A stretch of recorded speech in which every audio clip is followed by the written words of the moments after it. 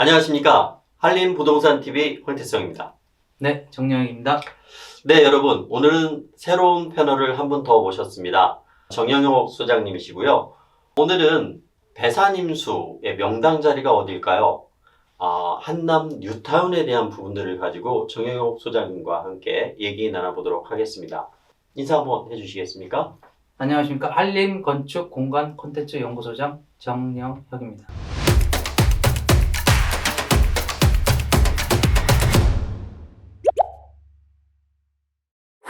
오늘은 한남 뉴타운 재개발에 대해서 말씀드리고자 합니다. 지난달 말일이죠. 한남 2구역은 사업 시행 인가를 획득했습니다. 그리고 같은 달 한남 5구역은 재정비 촉진 계획이 통과되어 한남 뉴타운이 재개발 속도를 내고 있다는 내용입니다. 네. 자, 일단 저희가 초두에 한남 2구역과 5구역에 대한 진행에 대한 부분들을 먼저 말씀드렸는데요. 먼저 개념을 잡고 들어가는 게 좋을 것 같습니다. 한남 뉴타운, 그 역사와 시발점 내지는 개요에 대한 부분들을 좀 설명을 드리도록 하겠습니다. 네, 대한민국의 부동산인 뉴타운은 2002년도에 첫 등장합니다. 네. 당시 이명박 서울시장이 기름 뉴타운, 은평 뉴타운, 왕신 뉴타운 세 곳을 뉴타운 시범지구로 결정하게 됩니다. 그 다음에 2003년도에 한남 뉴타운을 포함해서 총 12곳이 뉴타운으로 지정됩니다. 그리고 2년 후인 2005년에는 수색, 창신, 부가현 등 총 11곳을 지정하게 됩니다. 이렇게 세 차례에 걸쳐 이명박 서울시장은 26곳을 뉴타운 지역으로 결정합니다.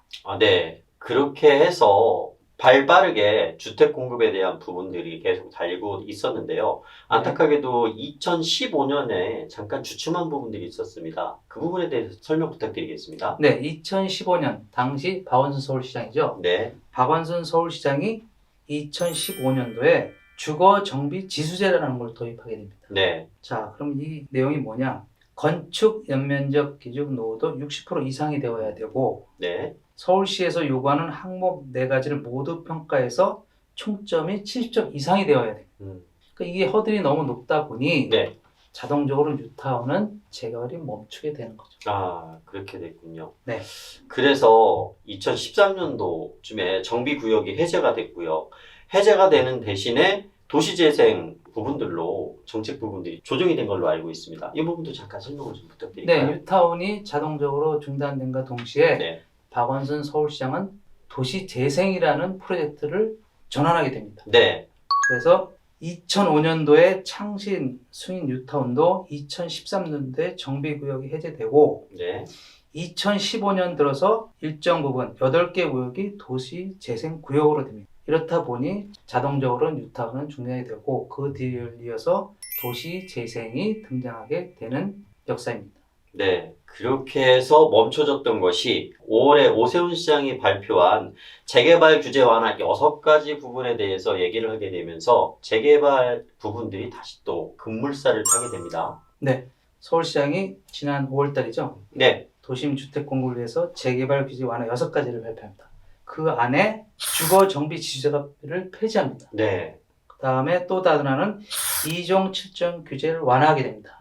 맞습니다. 그래서 이 6가지 재개발 규제 완화가 주택 공급에 큰 역할을 하게 될 것이죠. 네, 맞습니다. 자, 그러면은 우리 다시 한남 뉴타운 얘기로 돌아가 보도록 하겠습니다.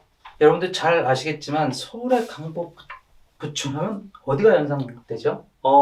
평창동 사원님, 그 다음 성북동 회장님, 뭐 이런 지역들이 아닐까요? 그렇죠. 전통적으로 평창동, 성북동, 네. 그리고 배산 임수의 명당 네. 한남동이죠.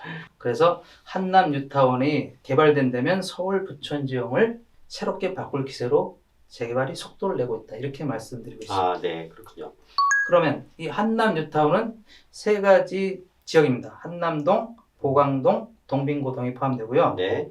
총 면적이 111만 제곱미터에 해당됩니다. 네. 그리고 한남 2구역, 3구역, 4구역, 5구역을 통해 총 1만 2천 가구가 새롭게 공급될 예정입니다. 지금 말씀하신 내용의 표를 살펴보다 보니까 한남 1구역은 정비구역에서 해제가 됐습니다. 어찌된 일일까요? 먼저 결론부터 말씀드리자면 네. 한남 1구역은 2017년 정비구역 해제가 됩니다. 네. 그러다 보니 자연스럽게 한남 뉴타운에 속하지 못하게 된 거죠. 당시 1구역에 거주하는 주민과 네. 이태원 상권의 갈등이 심했죠. 음. 그러다 보니 합의를 못 본 거가 된 거죠. 네. 합의를 이뤄서 서울시에 신청을 해야 되는데 합의를 못 보다 보니 자연스럽게 2017년에 정비구역 해제가 됩니다. 그 갈등에 대한 원인이 뭐였을까요? 네, 상권 소유자들은 이전하는 동안 사업을 할 수 없죠. 즉 장사를 못 하다 보니 그렇죠. 계산을 하게 되겠죠. 음. 그러다 보니 우리는 뉴타운 재개발보다는 지역주택조합을 통해서 자기네 권리를 찾겠다. 이게 아. 갈등이 심화된 거죠. 그렇죠. 결국은 생계에 대한 부분들로 이어져서 그렇죠. 갈등이 심화된 부분들 같군요. 네. 자, 그런데 다음 신문 기사를 보면은요. 한남 1구역 신속 통합 기획의 주민도 통합, 그다음 민간 재개발 환영이라는 기사가 떴습니다. 뭔가 변화가 생긴 것 같습니다. 이 부분은 어떻게 된 걸까요?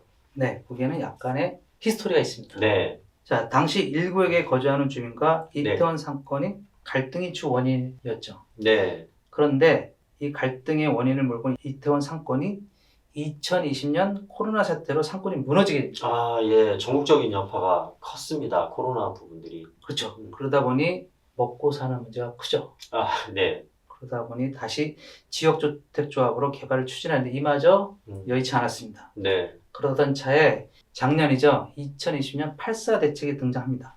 이 8.4 대책을 보면 네. 정비사업 공공성 강화라는 내용이 나옵니다. 네.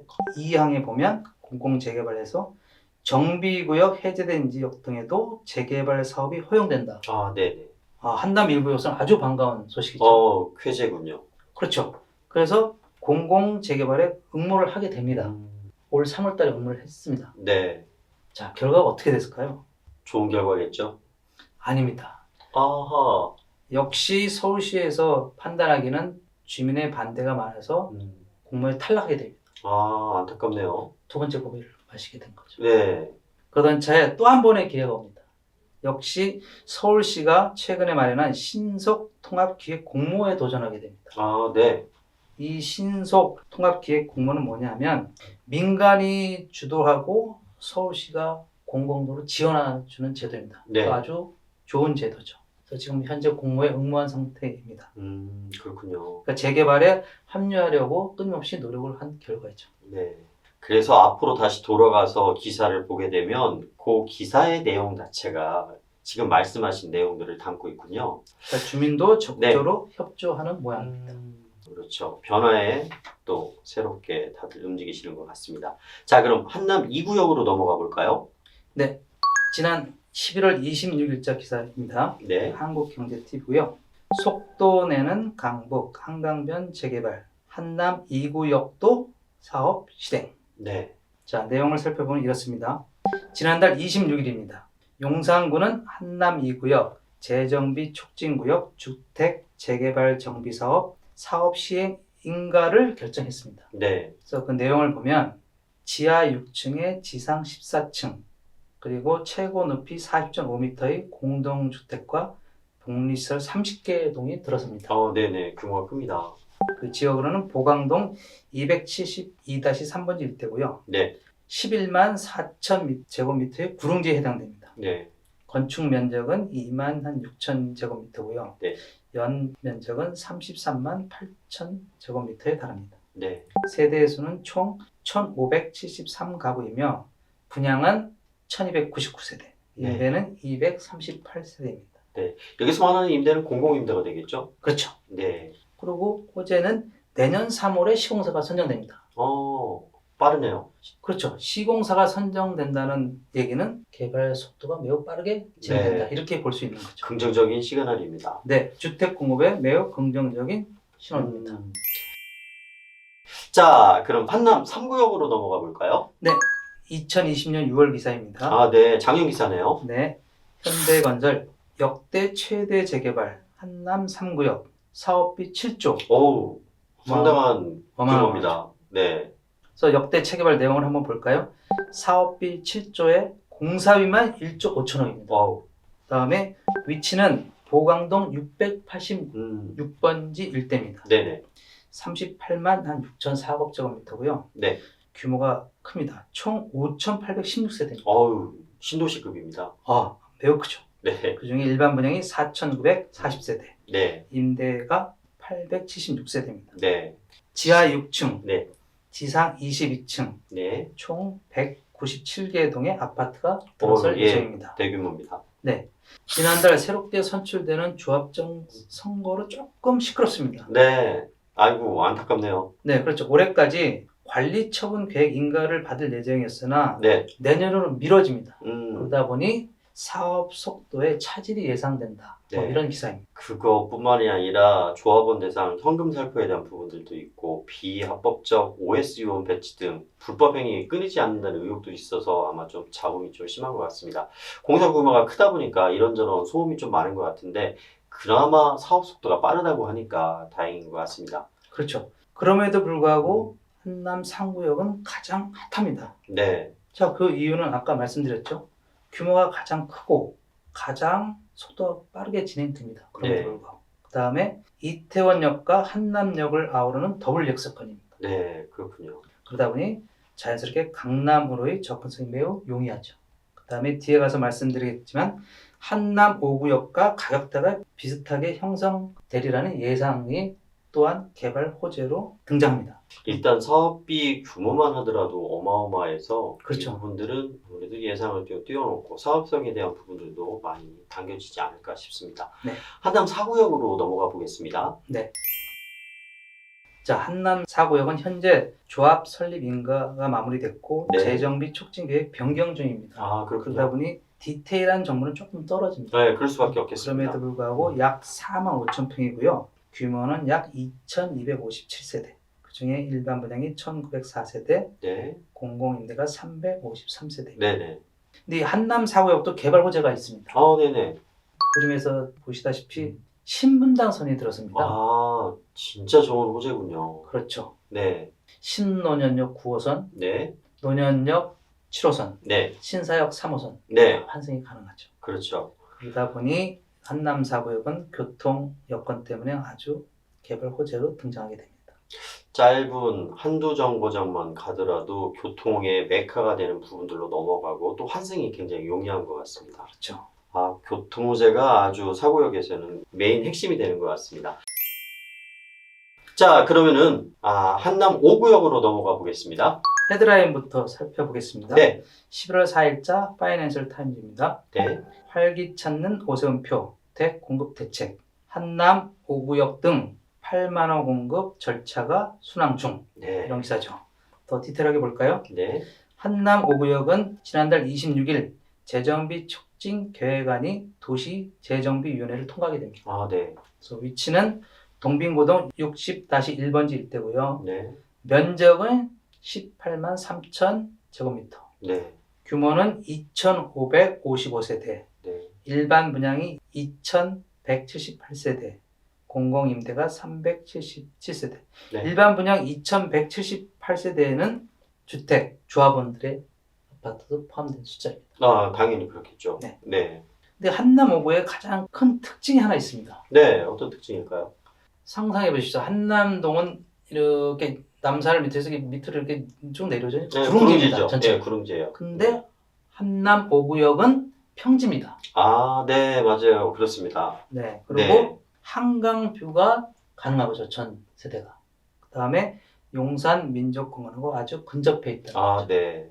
뷰 포인트와 그다음 숲세권이라고 일컬어지는 부분들에 있어서 호재군요. 그렇죠. 그러다 보니 이 구역에서 아까 말씀드렸죠. 네. 5구역과 가격대가 비슷하게 형성될 예상이다. 이게 이 뜻입니다. 왜? 아, 그렇군요. 5구역이 가장 좋은 위치에 있기 때문에 5구역과 가격이 비슷한 얘기는 그만큼 이 구역도 메리트가 있다는 그렇죠. 말씀이에요. 그런 내용입니다. 자, 오세훈 서울시장의 주택 공급이 활기를 찾고 있죠. 네, 여기에는 재건축, 재개발이 심의와 인허가를 신속하게 처리하고 있기 때문입니다. 네. 그래서 여기 이 신속 처리에는 지난 5월 달에 발표한 재개발 6대 규제 완화가 매우 성공적으로 실행되고 있다. 이렇게 볼 수 있는 내용입니다. 그렇게 반증할 수가 있겠네요. 네, 이걸 네. 수치로 한번 알아볼까요? 네, 정비 계획 수립 단계에서 1만 7천 호, 네, 착공 전 인허가 단계에서 4만 8천 호, 네, 많습니다. 착공 및 준공에서 1만 7천 호. 네, 그래서 총 8만 원 물량이 진행되고 있습니다. 이 8만 원 물량 진행 안에 한남 뉴타운이 포함되어 있다는 사실. 아, 그렇군요. 각각의 특장점들을 알아보면서 우리가 한남 1구역에서 5구역까지 좀 살펴봤습니다. 네. 결론적으로 부분들을 살펴보자면 이렇게 형성된 부분들이 뜻하거나 의미하는 바가 있을 텐데요. 이 내용을 좀 구체적으로 정리를 부탁드리겠습니다. 네, 한 네 가지로 정리를 할 수 있겠습니다. 네, 민간 재개발 공모하고 네, 주요 재건축 단지 절차 재개가 확대되고 있다. 네, 다음에 공공이 민간의 계획과 절차를 지원하는 신속 통합 계획. 이것이 사업 기간을 단축하고 있다. 네, 아까 말씀드렸죠. 한남 1구역이 신속 통합 기획에 공모했다. 네. 이거 바로 이런 내용입니다. 만약에 그렇군요. 된다면 사업 기간이 빨리 사업 신속하게 기간이 단축되는 네, 거죠. 단축되겠죠. 그다음에 전에도 한번 방송에 다뤘죠. 민간의 토지와 공공의 재원을 결합해서 상생하는 상생주택. 네, 그다음에 토지주들의 일정 면적 이상을 모아 공동주택을 지으면 지원해주는 모아주택. 네. 이렇게 네 가지 정도로 말씀드릴 수 있습니다. 내용들을 보니까 일맥상통하게 다 이어지는 부분들이 있습니다. 정책에 대한 부분들이 들쑥날쑥 움직이지 않고 하나로 가는 길로 이어지기 때문에 여러분께서 보신다고 한다면 주택 공급이 안정화되고 있다라는 내용들로 귀결될 수가 있겠고요. 자, 오늘은 한남 뉴타운 1구역부터 5구역까지 알아보면서 그 내용들을 살펴봤습니다. 이렇게 서울시가 주택 공급 실행을 통해 2030년까지 80만 호를 공급한다는 내용들을 우리 정 소장님께서 여러 가지로 풀어서 말씀을 해주셨네요. 오늘은 여기까지입니다. 여러분 감사합니다.